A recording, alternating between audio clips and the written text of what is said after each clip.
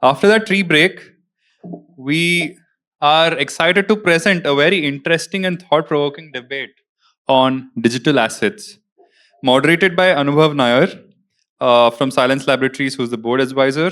The panel will feature Mudit Gupta from Polygon, Jonathan Katz, research scientist at Google, and advisor at DFNS, Zheng Long, co-founder at Automata Network, and Iraklis Leontiadis, head security architect at Silence Laboratories. Yeah, give it up for the panel, please, guys.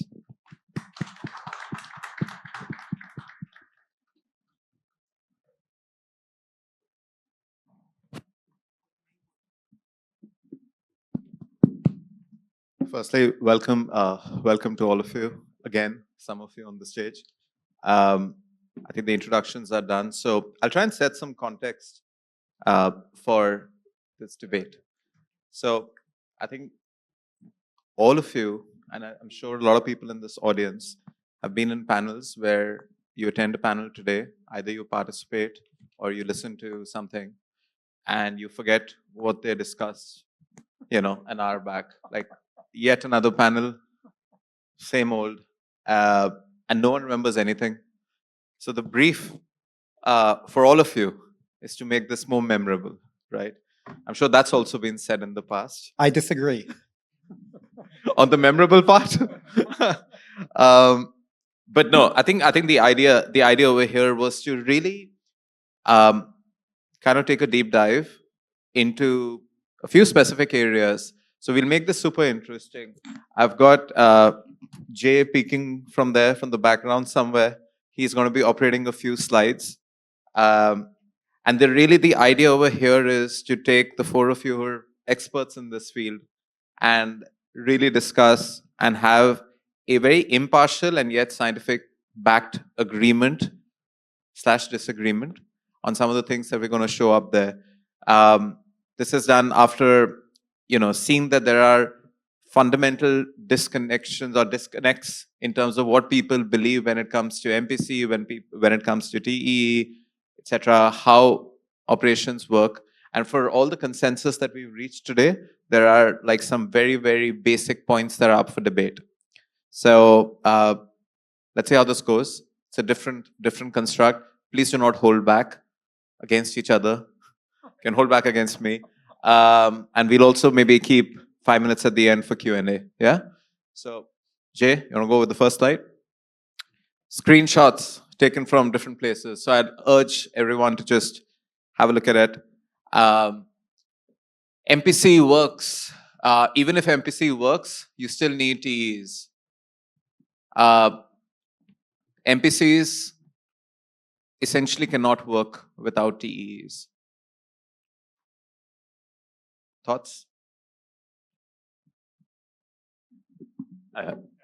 Does everyone agree to that? Well, I was just going to say, it's hard to have an argument with somebody who's not here. So I don't know what the reason is for saying that. And right, I don't know what kind of a statement that is. I think I might want to kind of like change the statement a little bit. I think even if MPC works, TE makes it works better. I think that would be the statement that I would personally use. So the thing about MPC is that from my limited knowledge, I'm not aware of any schemes that is able to actually prevent collusion. Or like, I mean, I've read a paper by Dan Bonnet where we can kind of like, by having a black box access to the particular generator, then we are able to kind of like identify who in the group actually cheats, so to say, right? But it's kind of, I think people are still looking at the problem and trying to identify how we can do it with TEs. What you are doing is you're actually using TE as a mechanism to actually prevent the participants from knowing the keys itself. And I mean, even in the worst case where the TE is being compromised, like complete compromise, then you actually get back to where you begin with, MPC. So that is why I feel that using TE with MPC is like a no-brainer, or rather using TE to implement MPC is like you get all the benefits with really very minimal downsides to it. So if I was to just build on that, let everyone react to this. So you do believe that MPCs would work better if TEs are there, but are TEs required to make MPC work effectively? Yes, because without TEs, you can collude. I mean, it depends on the use case, right? If collusion is an acceptable outcome, then yes, MPC work. But I guess in most cases, collusion is not an acceptable outcome. So my argument is that, yeah, you need TEs. Yeah, on that, like I have arguments on both sides here, and I think it's a like they're two different technology, and in some cases they're better together, in some cases they're not.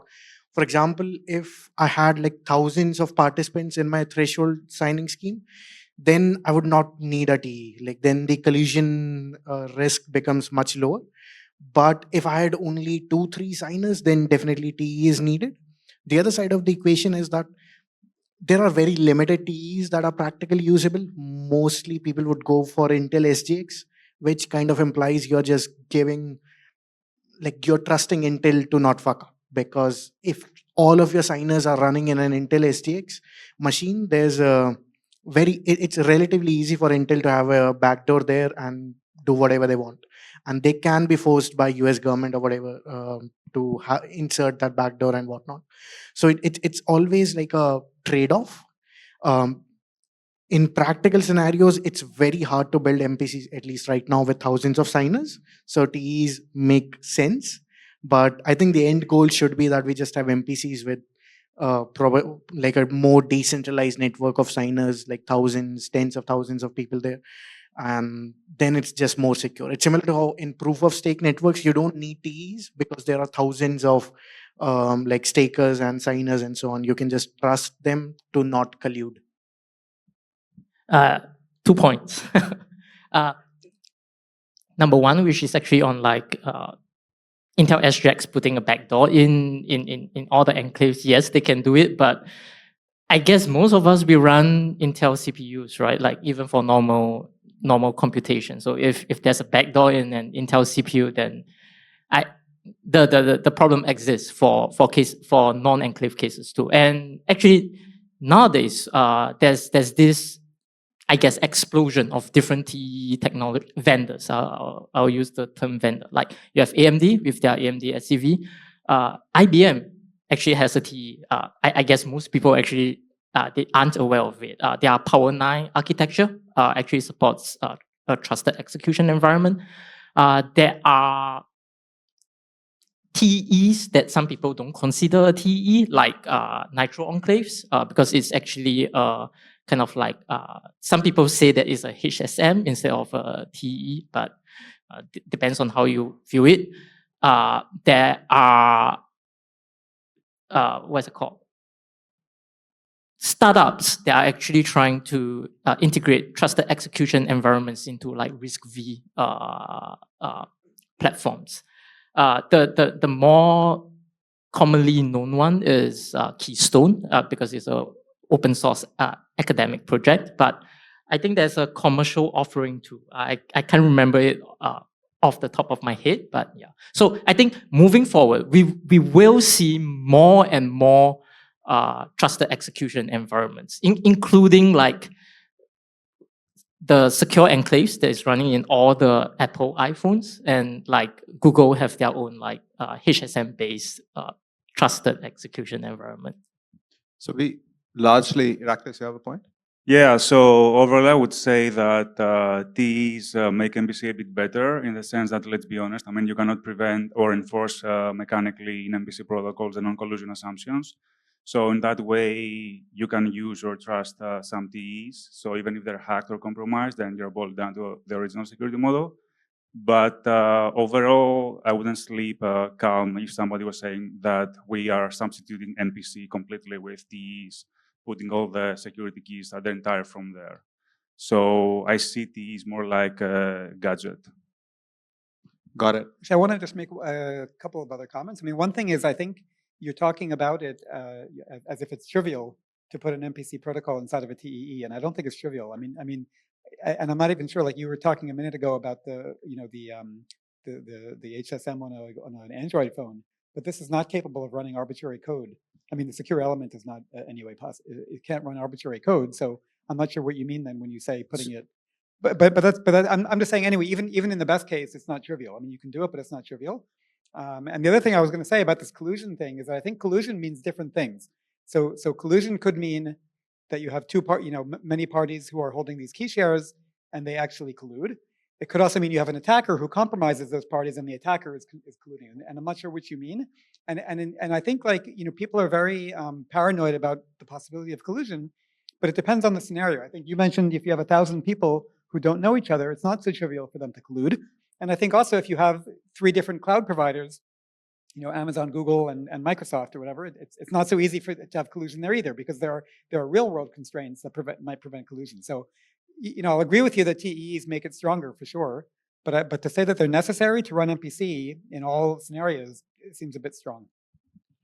I want to just maybe prompt Jay to jump to number 3, because we're talking about something. So the next one, let's just hold it over here. I mean, every distributed system has a collusion problem, right?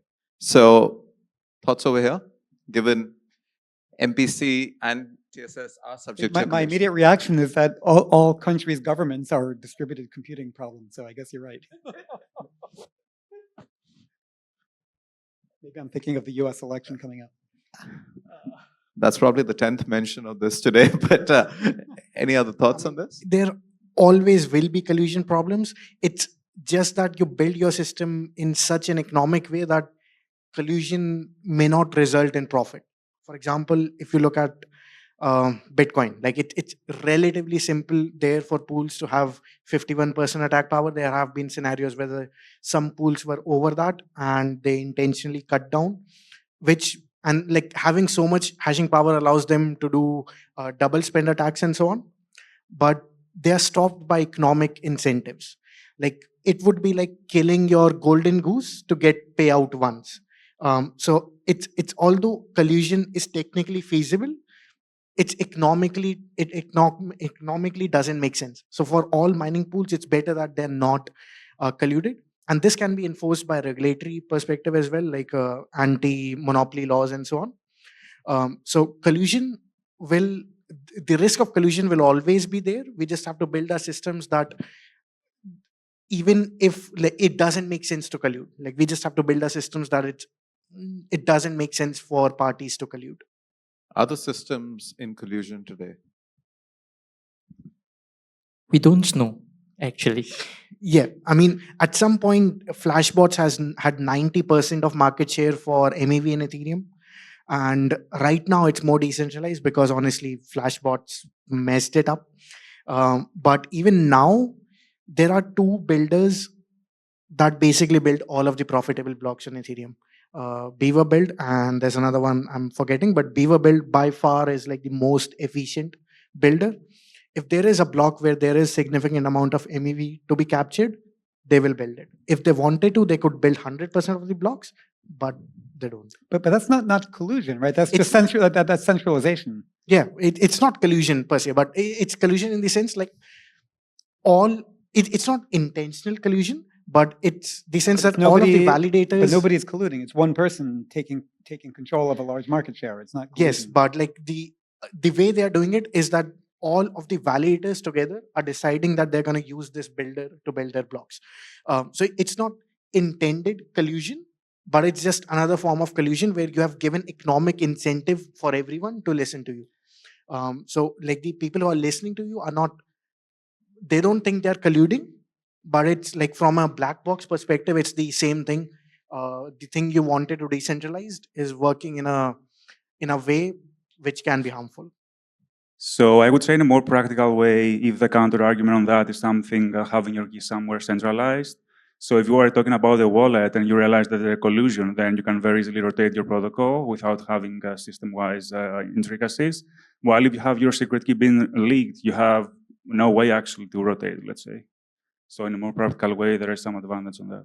But I mean, like, kind of like to cycle back, I guess it's great if you can design a protocol that disincentivize collusion. But there are some collusion that is more, how to say, silent collusion. For example, like I can have honest but curious node operators. So I will collude to know what you're actually operating on. So let's say we use a particular threshold encryption scheme to encrypt a certain piece of data. What I can do is I can collude. I can see what data you're actually the encrypted data, but I might not.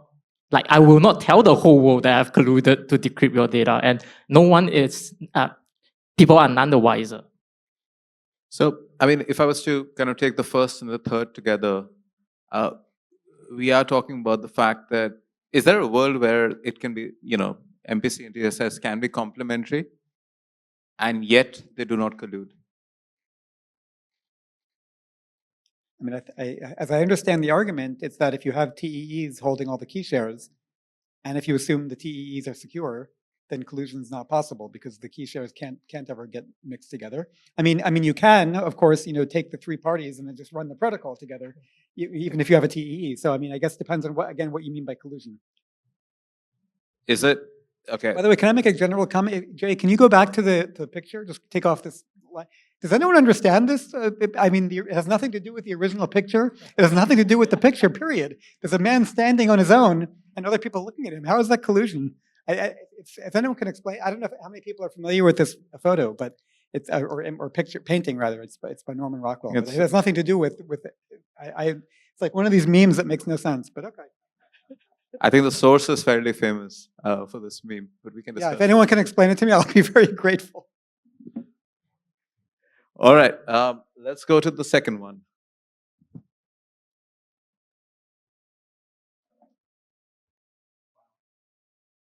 MPC performance is a challenge. I mean, I just want to say the 10-second latency is, I don't know where they got that number from. I mean, what we saw, Avi gave a talk this morning with much better than, I mean, or 3 orders of magnitude or 2 orders of magnitude better than this. So I don't know where that number came from. Yeah, so I think the idea over here, or rather the counter view over here is that MPCs can be faster, but the moment they're faster, they're open to vulnerabilities because the solution deployed is potentially not so effective. For it to be, to be at a certain threshold, whether it's 10 seconds or 8 seconds, but again, these are examples of conversations that are running. The central point being that speed directly impacts the efficacy of MPC at thresholds that are so high. I guess what most people don't realize about like MPC. So let's say, let's take, because there are different MPC protocols. So let's take speeds, SPDZ. The thing is, for speeds, the actual kind of like MPC computation is actually really fast. It's like really, really fast. The overhead actually comes from the pre-processing phase. That's actually the slow part. But the thing is, if you think about it, like, so you can think of it as having 2 different phases. One pre-processing phase where I generate like fuel, gas, in which it's consumed during the actual computation phase. So if you see it from an end-to-end point of view, then yes, it's slow because the pre-computation part, it's the communication complexity is actually very high. I mean, it depends on whether you want to use things like oblivious transfers or zero knowledge proofs, or there's a whole bunch of different schemes that you can use for it. But all of it is really expensive. Why? Because all the participants are mutually distrustful, and you need to have a way to ensure certain oblivious guarantees, zero knowledge guarantees. Now, the thing is, actually, for cases where what we want to do is just signing something, I think MPC is more than enough. It's performant enough to actually perform all these operations. That's it. The thing is, for the pre-processing phase, right? Like I say, the reason why it's so expensive is because we have mutually distrustful parties that have to come together to agree on certain things. Like, for example, the Beaver triples. What happens if we actually have a trusted dealer to do it? Can we actually make this whole process a lot faster? yes, the trust assumption might be different, but we can now produce the beaver triples in a really efficient manner. In this case, can we actually make use of TEs to be part of this trusted dealer setup? And then wouldn't it be like really nice for us to do it? Like it complements each other. Yeah, so I have a few things on this. One is like, I think it depends really on your use case. For most use cases, like a second of latency is nothing. So for most use cases, MPC is just good enough. Like if some normal user is signing their transactions and so on, it's fast enough already. But like the main delay in MPC signing, honestly, like just comes from the delay there is between sending messages across different signers. Computation is negligible, like it happens in microseconds basically. While if your signers for whatever reasons are across 3 different areas in the world, it will take 300 milliseconds per hop to get the message across, which is much more significant than just the computation. So I don't think the computation really is harmful for any purpose. But even like in a sensibly organized infrastructure, the latency is gonna be like under 100 milliseconds, and it's good enough for almost all use cases. The caveat there is it's never gonna be never gonna be good enough for use cases where latency actually matters. Things like in traditional finance, you have high frequency trading. In our case, there is MAV extraction and so on. For those cases, like those people wouldn't even use HSMs. They would keep the key in their memory, in the RAM, and just sign like that. So if that is our target, we will never get there. HSMs will never get there even. So I think like the argument that HSMs are faster and are more used, I don't see a practical use case where there is true, but I do see a use case where like MPC just can't be used. I think TEs are actually faster than HSM because you actually don't have to communicate. If it's under the same trust domain, then your kind of like your execution speed is actually on the same kind of like order of magnitude as a bare metal machine. So yeah.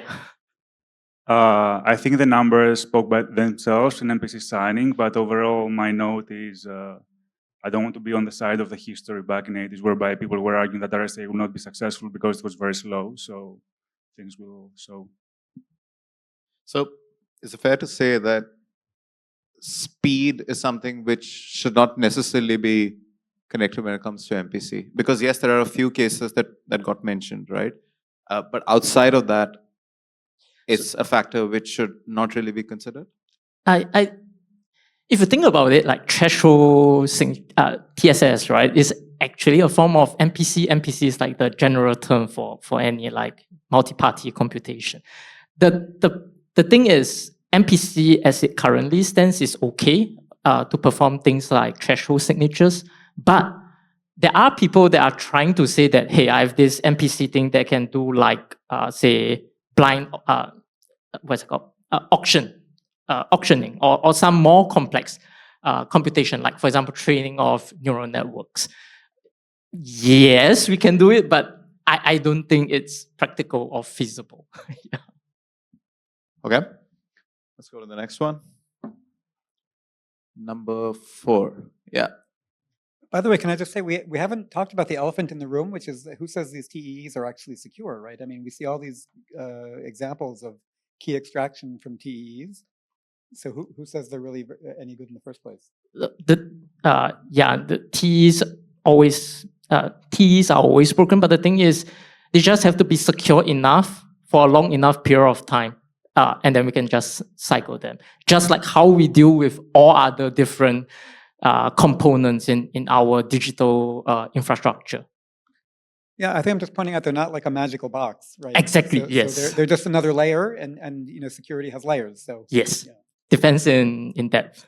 So a different thought over that. Yeah, the cycling part actually brings us to this point that EOAs built by TSS are just like you can't revoke keys there. So you can't completely cycle out old TEs if you were using them for MPC-TSS. Like if there was a vulnerability there, it would always be there, although it may not be exploitable anymore. But that's like definitely one gotcha with MPC-TSS and one downside against using like smart contract wallets and so on. That you can't revoke signers.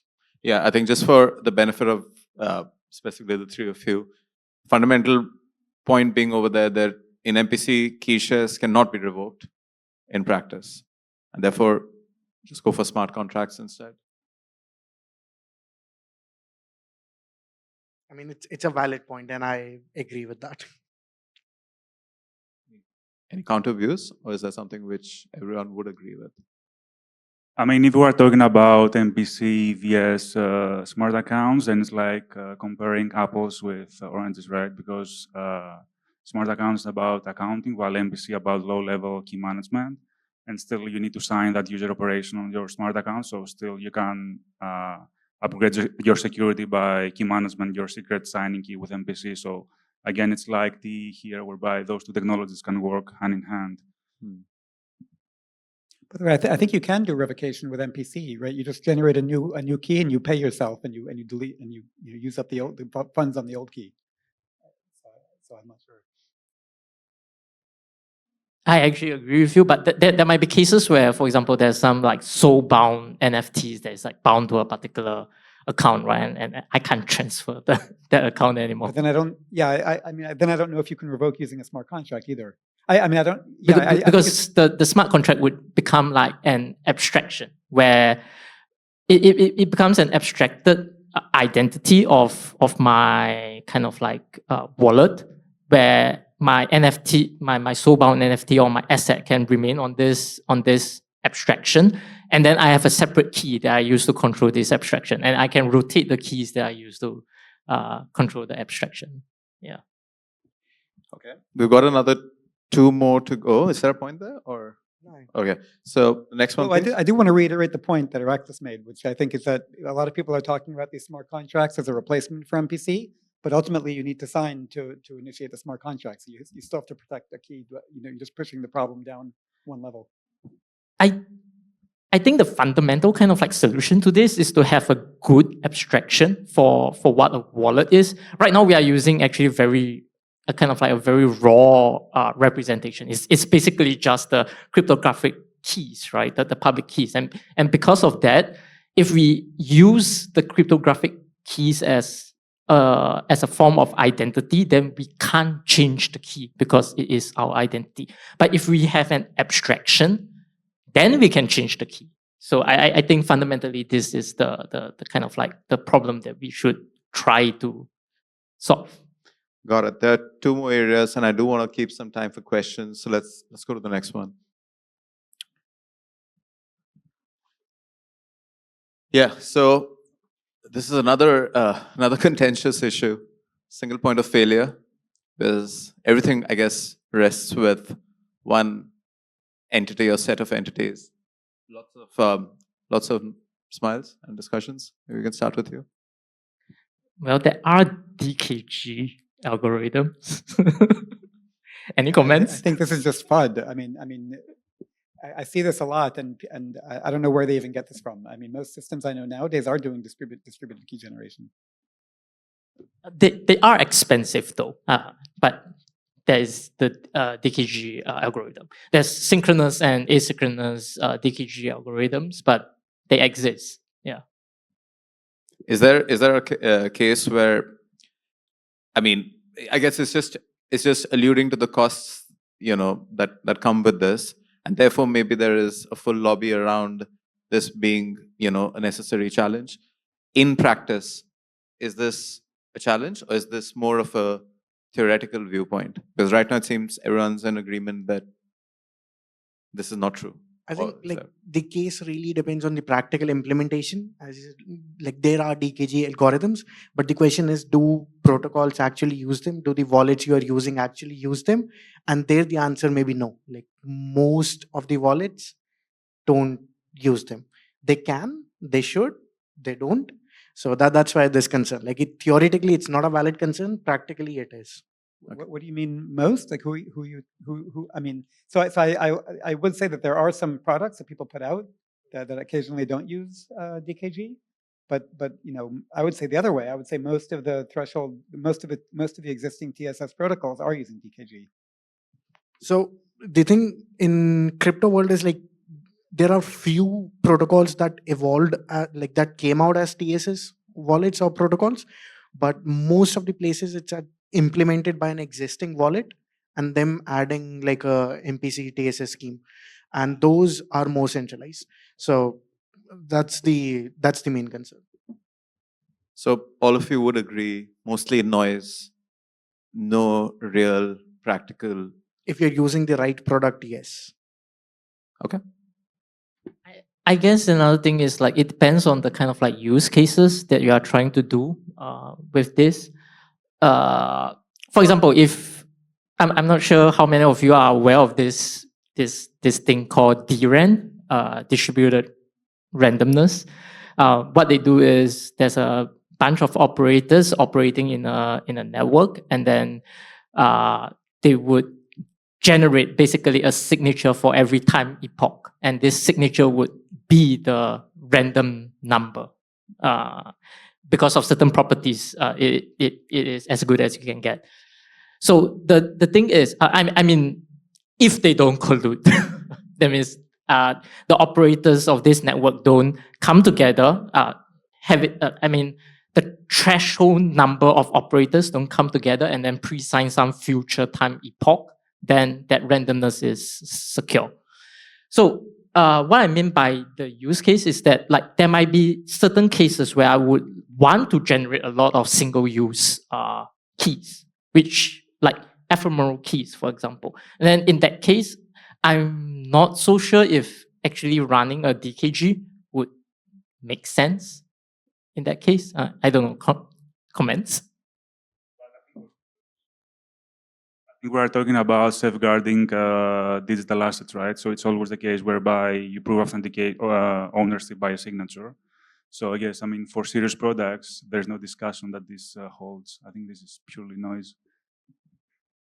Actually, I didn't you made a comment at the beginning, and you said it again now, that DKG is expensive, but usually it's cheaper than the signing. So if you can tolerate a threshold signing protocol, you can tolerate a threshold DKG, right? Yes. Defense rests. Okay. Consensus there. Last one.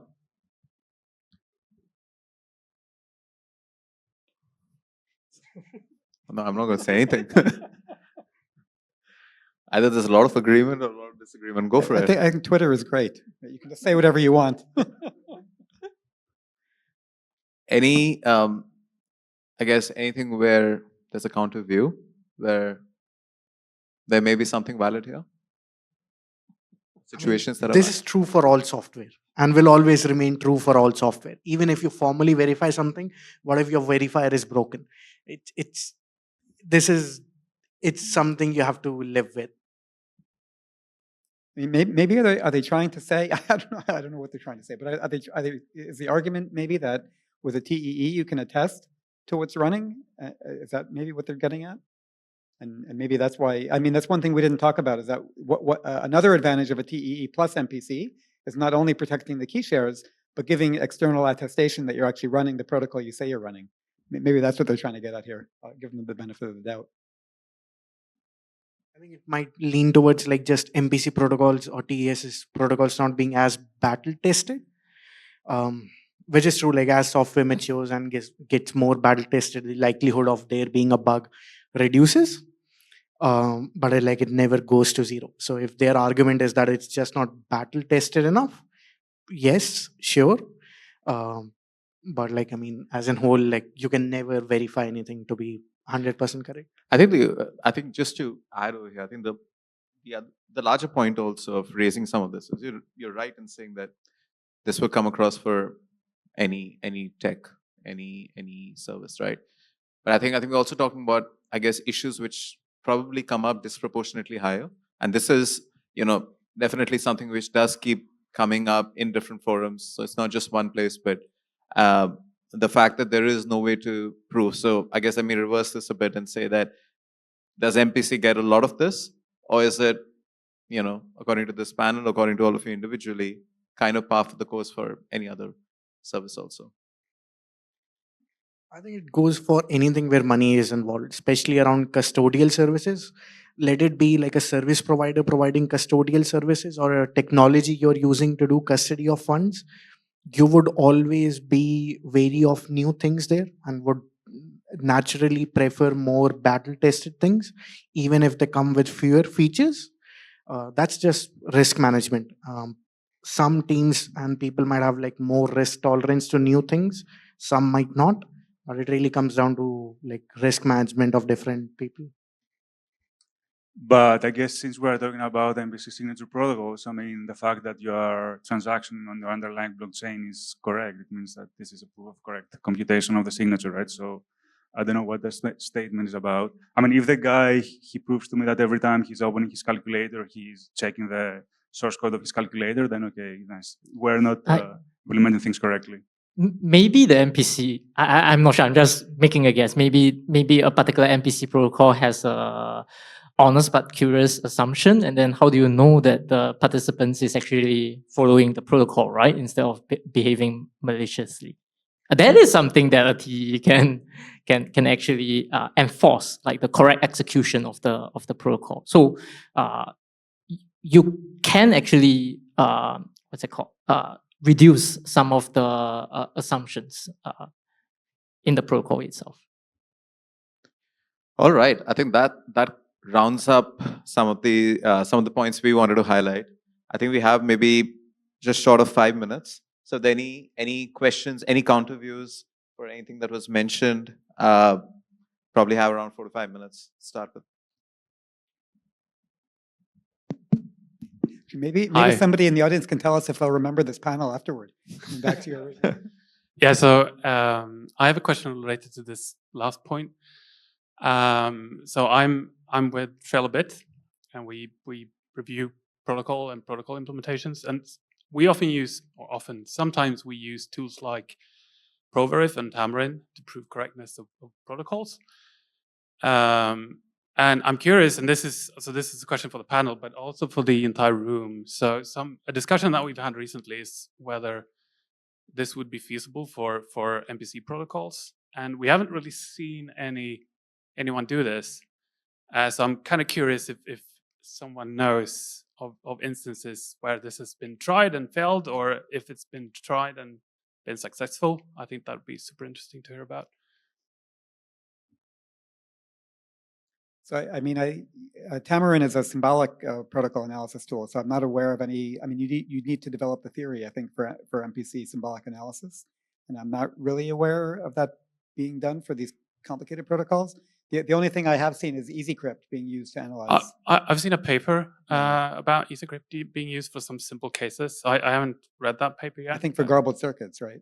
I think the one I saw was for Shamir secret sharing. Okay, I think there's also one for garbled circuits. Okay, interesting. But it's a different guarantee because they're not analyzing the implementation; they're analyzing the protocol. Yeah, that is true. Well, neither is Tamarin. Actually, Tamarin's also the protocol. Yeah, there's also a protocol. Yeah, exactly. I see. So if we are talking about just like the protocol in an abstract level, then maybe like using formal verification would actually be useful. But if you think about it, like we don't really perform all the operations in an abstract manner. That means we don't actually do it by hand and using our brains, right? Following the rules. We actually delegate our trust to a machine, the computer, to actually perform all this for us. Then how does the machine knows how to perform it? There's a program that is being written to actually follows the rule. The thing is, even if you can formally verify the entire protocol, you can't actually be sure that the compiled binary actually follows the logic that is specified. Yeah. So I would suggest because in case there are more yeah, questions, sure. yeah. So but you can please get hold of the panel afterwards. Any other questions? Probably have time for just one more question. Yeah, with that.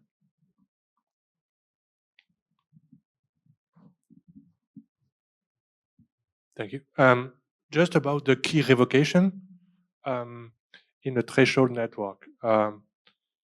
If we assume that we have like n minus t plus 1 honest nodes, can we just say that since these nodes are honest, we can ask to delete the shares? Does it make this, the key revoked? Is it something that we can assume or not? So you basically can't ensure that a piece of data is being deleted. You can, with TEEs, you can do it via encryption because for an enclave, the data that is private to the enclave is actually encrypted. So when you tell the enclave to remove this piece of information, the enclave can just drop the key or remove the thing directly, even if the operator would copy out the ciphertext. Now, the data itself is still encrypted, so it can be kind of like practically deleted. But in any other kind of like general case, you actually cannot verify that someone has deleted something, like proof of deletion. Actually, I was just going to say in the quantum setting, that there's some recent work on quantum secret sharing where you can prove that you deleted the sharing. Yes. I'm looking forward to it because like with quantum systems, then It's a great open question to do quantum TSS with the share deletion property. Yes, and then with kind of like quantum qubits, then TEEs actually become like a lot more secure because now you can be sure that whatever that is being operated in, no one can eavesdrop on it because once you measure it, the results would be different. Yeah. All right. I think we're out of time, but if there are any other questions, do reach out to the panel. Thank you once again. Put a round of applause for everyone, please. Thank you. Thank you.